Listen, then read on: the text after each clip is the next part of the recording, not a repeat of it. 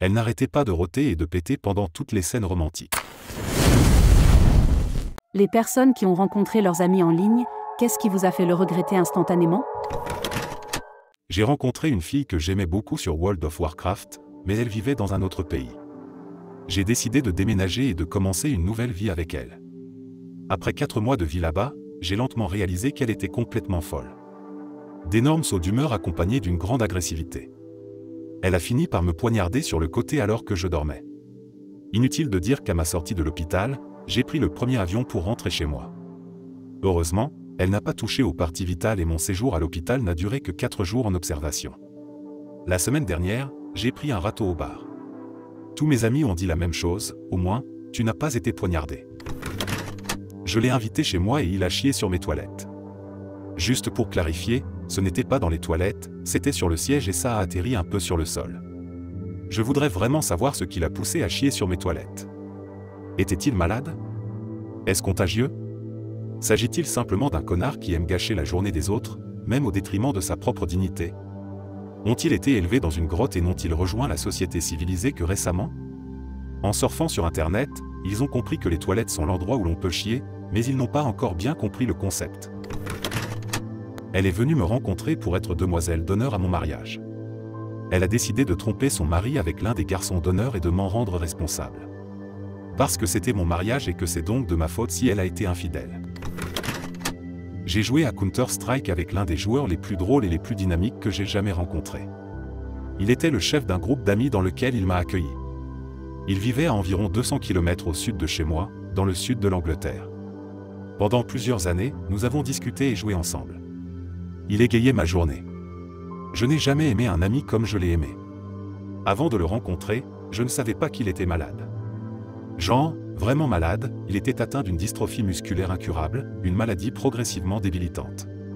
Sa maladie a commencé par paralyser ses jambes, puis s'est propagée à ses bras et enfin à ses poumons. Ce n'est que quelques jours avant d'organiser mon tout premier voyage là-bas qu'il m'a parlé de cette maladie. Cela ne m'a pas gêné le moins du monde et m'a donné encore plus envie d'aller le voir. Je ne l'ai vu en vrai que 2 fois avant qu'il ne meure environ 1 an plus tard.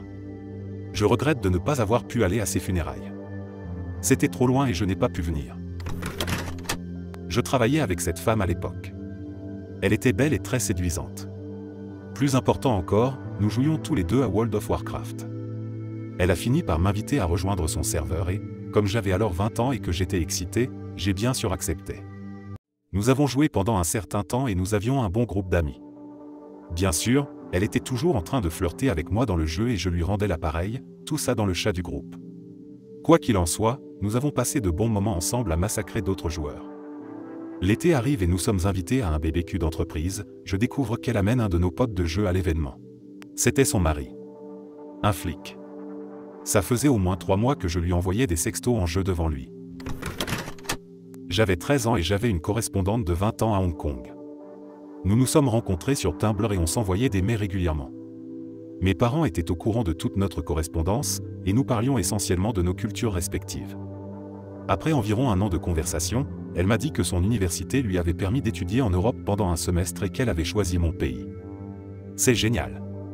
J'étais enthousiaste. Cependant, le temps a passé et notre amitié s'est un peu estompée, au point que j'avais oublié qu'elle venait dans mon pays. Environ 2 semaines avant son arrivée, elle m'a envoyé un mail pour me dire que son logement étudiant devait être vidé et qu'elle ne pourrait pas y accéder le soir de son arrivée. Elle avait besoin d'un endroit où rester pour une nuit. J'ai demandé à ma mère et elle a accepté de venir la chercher à l'aéroport avec moi, et elle pouvait rester avec nous pour une nuit. Nous avions confiance en cette fille. J'étais très ouvert sur mon amitié avec elle, nous avions des photos et tout le reste. 2 semaines plus tard, nous sommes allés la chercher à l'aéroport. Et nous n'avons pas accroché. Elle m'a un peu ennuyé, mais il était tard et nous sommes rentrés à la maison. On arrive à la maison et on l'installe. Nous sommes montés dans ma chambre, elle m'a offert quelques cadeaux et nous avons discuté un peu. Elle m'a dit « Merci de m'avoir permis de rester ici ce semestre. » Hein? Pardon? Ce semestre? Je lui ai demandé « Genre, qu'est-ce que tu veux dire? Tu peux rester ici ce soir. On peut se voir le week-end si tu veux sortir, mais tu ne peux pas rester ici. » Elle se tait. Nous nous endormons. À ce stade, je voulais juste qu'elle s'en aille. Et j'ai eu ce que je voulais. Le lendemain matin, je me réveille et elle n'est plus là. Je ne sais même pas comment elle a pu sortir, parce que nous fermons les portes à clé la nuit, mais elle s'est volatilisée. Sa valise était toujours là. J'ai essayé de l'appeler, mais elle n'a pas décroché. Elle a fini par m'envoyer un texto, demandant si ma mère pouvait déposer sa valise à une gare située à 40 minutes de là, à une certaine heure. Ma mère a apporté la valise, et c'est tout. Je ne l'ai jamais revue et je ne lui ai jamais reparlé après cela. Maintenant que j'y pense, j'ai une théorie sur la raison pour laquelle ça s'est passé ainsi. Elle a très probablement inscrit mon adresse sur sa demande de visa en tant que lieu de résidence pendant son séjour et avait besoin de rester chez moi au cas où les services d'immigration vérifieraient qu'elle était bien là. Nous sommes allés à une convention et il nous a dit, à moi et à mon petit ami, pendant qu'il était bourré, qu'il souhaitait que nous ne soyons pas ensemble pour pouvoir coucher avec moi. C'était très gênant, et il a de la chance que mon petit ami, aujourd'hui mari, soit un homme patient. Est-ce que les gens des applications de rencontres comptent? Parce qu'il m'a dit qu'il était un vampire dans les 10 premières minutes après l'avoir rencontré. Il m'a dit qu'il était un vampire, Twilight était très populaire à l'époque, et m'a demandé si je voulais sacrifier mon humanité pour devenir un vampire moi aussi. J'ai joué le jeu et j'ai dit oui bien sûr, puis le salaud m'a mordu le cou. Quand j'avais 14 ans, j'avais un ami en ligne qui avait aussi 14 ans et qui vivait à 2 km de chez moi. Lui et sa mère ont fait un voyage pour me voir et la première chose que nous avons faite quand nous nous sommes vus a été de courir à toute vitesse l'un vers l'autre. Nos têtes ont tapé l'une contre l'autre et je me suis cassé une dent et j'ai cassé son appareil dentaire. Je ne le regrette peut-être pas. Mais cela m'a valu des années de dépression. J'ai rencontré ma meilleure amie grâce à Minecraft. Je ne m'étais jamais fait d'amis dans ce jeu et je voulais juste jouer avec quelqu'un. Nous avons commencé à parler, elle était américaine, j'étais polonais et mon anglais était nul. Nous sommes passés à Skype et au début on se parlait surtout par écrit, mais plus tard elle a commencé à m'apprendre l'anglais en quelque sorte en parlant avec moi. Elle avait 1 an de plus que moi. Nous nous connaissions depuis presque 1 an et je restais éveillé toute la nuit juste pour lui parler, ainsi qu'à ses amis qu'elle m'avait présentés. Elle était également déprimée, alors nous parlions ensemble et c'est la première personne qui m'a vraiment écouté. Nous avions prévu de nous rendre visite. Puis notre amie commune m'a dit qu'elle s'était suicidée. 4 ans ont passé et maintenant au moins je peux en parler sans pleurer. Elle me manque encore beaucoup. À l'âge de 19 ans, j'ai sauté dans un avion pour rencontrer une amie que je connaissais depuis 4 ou 5 mois. Nous avions tous les deux vécu des deuils familiaux et on parlait souvent, par téléphone ou sur internet, et nous avions simplement décidé de nous rencontrer pendant quelques jours. Jusque-là, tout avait été parfait, c'était la fille la plus cool, très intelligente, le genre de personne que l'on a envie de côtoyer tout le temps.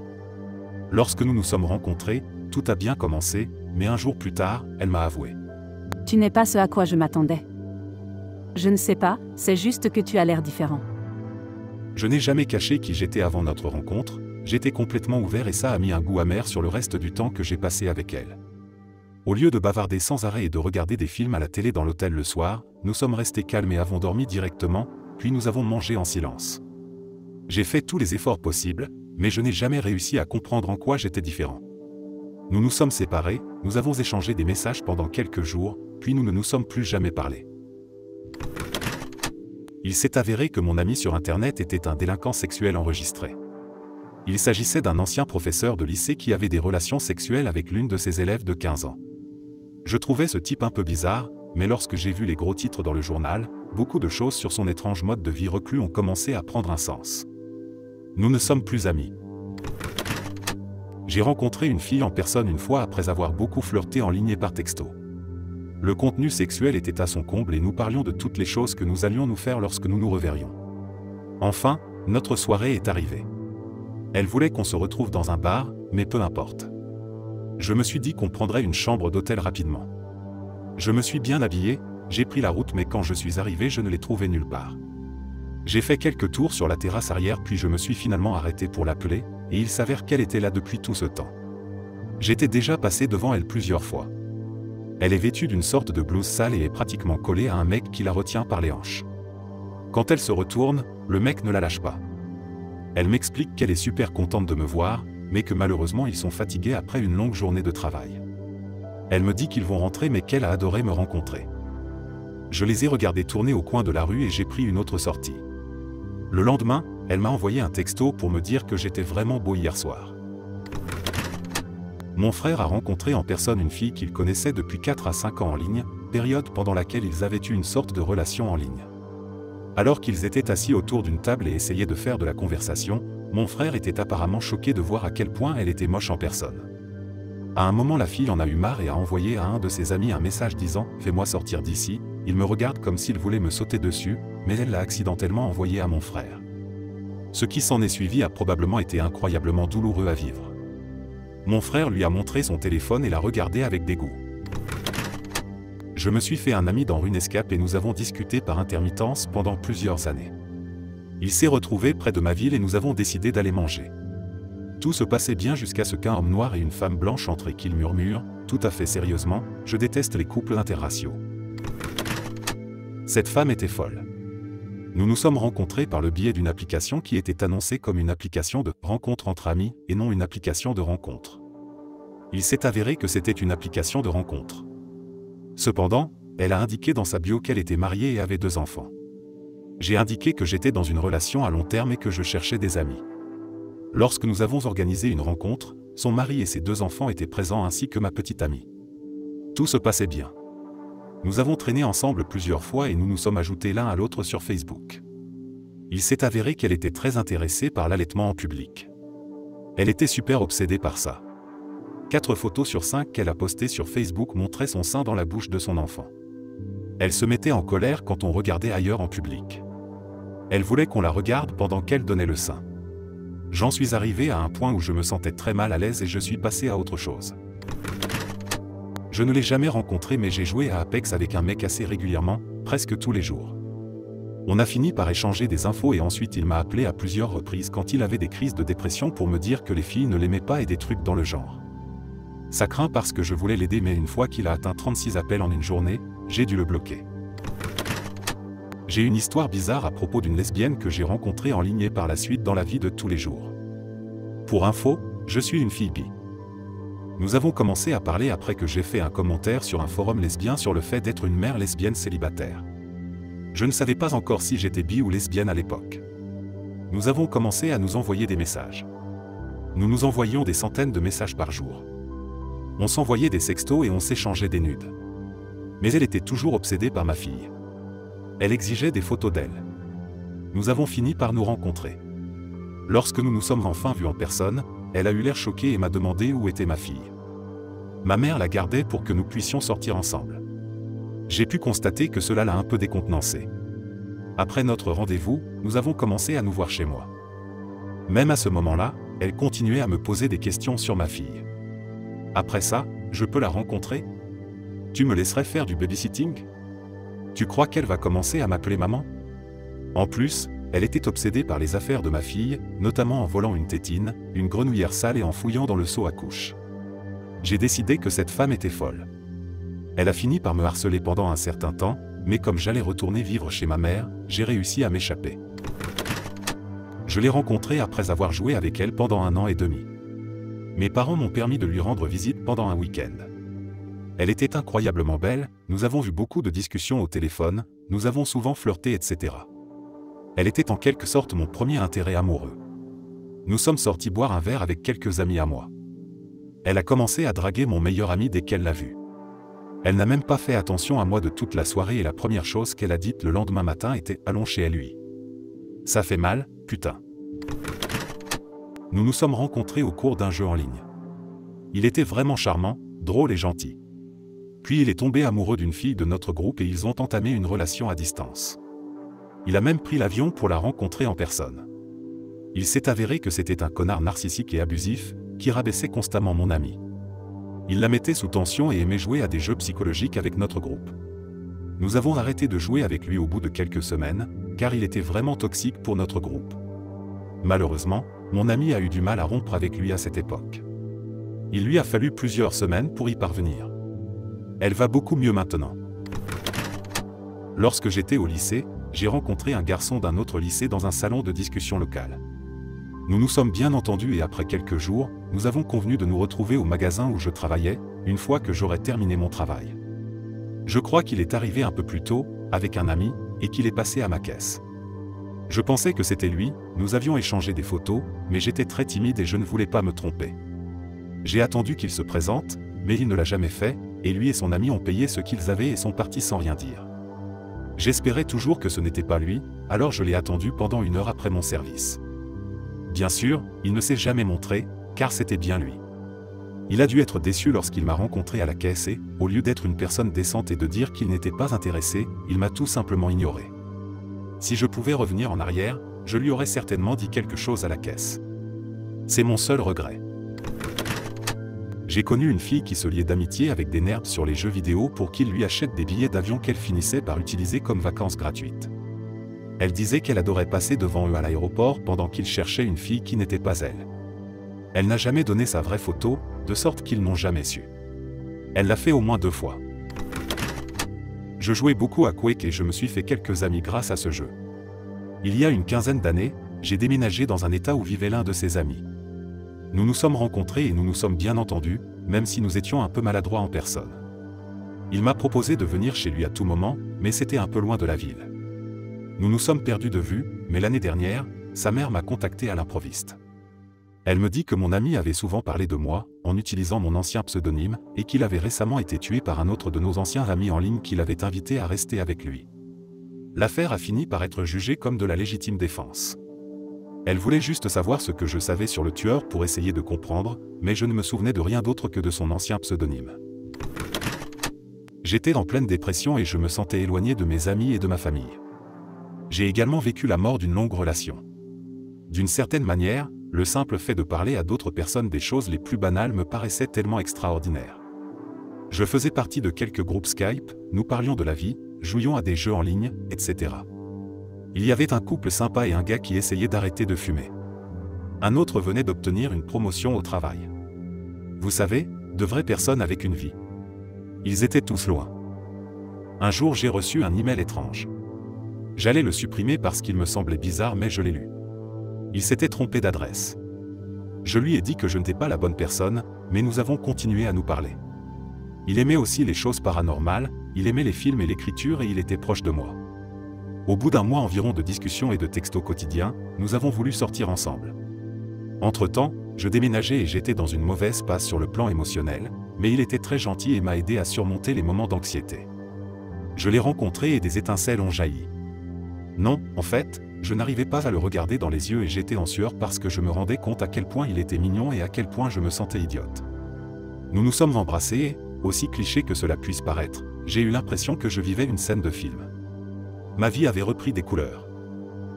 Quoi qu'il en soit, tout s'est bien terminé car nous allons nous marier cette année. Le degré de désespoir de cette fille. Bon sang de bonsoir. Le premier problème, c'est qu'elle a utilisé une photo d'elle lorsqu'elle était plus jeune et plus mince. Je crois qu'elle m'a dit qu'elle pesait à l'époque environ 50 kg. Aujourd'hui, elle pèse facilement plus de 300 kg et ne peut pas marcher longtemps. Elle a fini par s'équiper d'une canne. Je ne savais pas comment réagir face à une jeune femme de 21 ans qui se servait d'une canne. Quelqu'un de blessé? Bien sûr. Quelqu'un qui passait 90% de son temps à regarder YouTube et à lire des dessins animés. Pas très bien.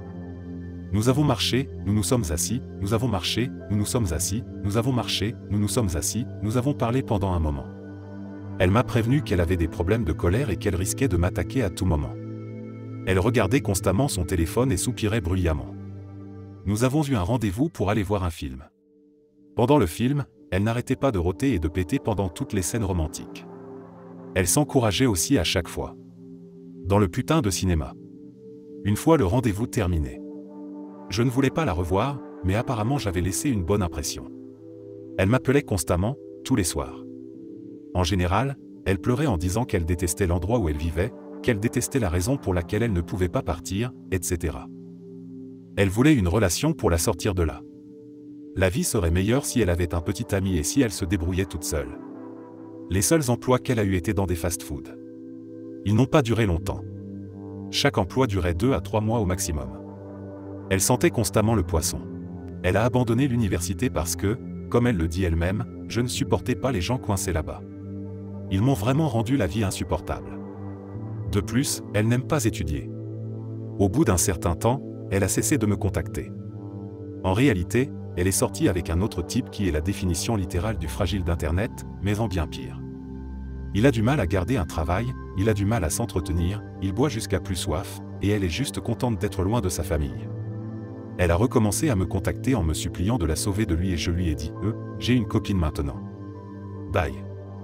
Elle a laissé un message de 16 pages sur Facebook. Je n'ai pas eu de nouvelles depuis. Merci d'avoir écouté jusqu'à la fin. N'hésitez pas à vous abonner et à aimer la vidéo, si vous ne voulez pas vous faire harceler par la femme qui sent le poisson constamment.